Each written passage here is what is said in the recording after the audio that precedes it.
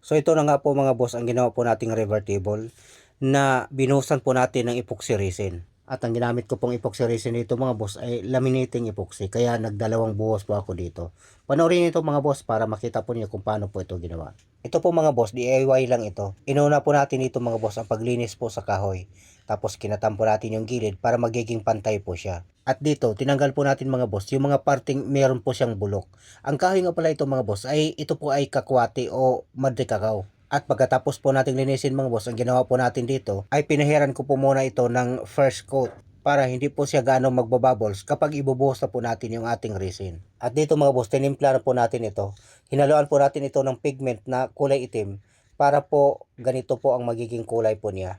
So ito na nga po mga boss, binuhos na po natin ito. At dito, nakadalawang patong po ako dito dahil laminating epoxy po ito mga boss. Baka po kasi mag-crack kapag ibigla po natin mga boss. Dahil ang laminating epoxy, pang top coat lang po ito talaga mga boss. Hindi po talaga ito pang malaliman na buhos.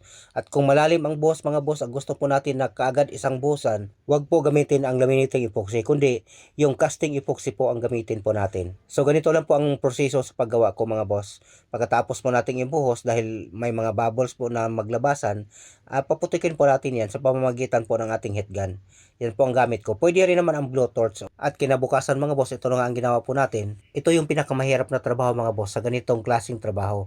Yung pagliliha po. Lalo na kapag hindi po tayo kumplito sa mga kagamitan. So dahil nga sa DIY po ito mga boss, kung ano lang pong meron ako na panghasa, yan lang po ang ginamit ko. At ang ginamit ko pong liha dito mga boss, mula po number 80 hanggang 320. Saka ko po binuhusan ulit para magiging ganito na kaganda. At kita naman po niyo mga boss ang resulta ng ating trabaho. Kahit DIY lang po ito mga boss, nagawa po natin ng maayos. At ang kulang lang po dito mga boss, yung paa na lang po niya. So kung kayo po ay umabot sa puntong ito at hindi pa po nakapag-subscribe, mag-subscribe na po kayo mga boss. At huwag pong kalimutan i-like at i-share ang video na ito.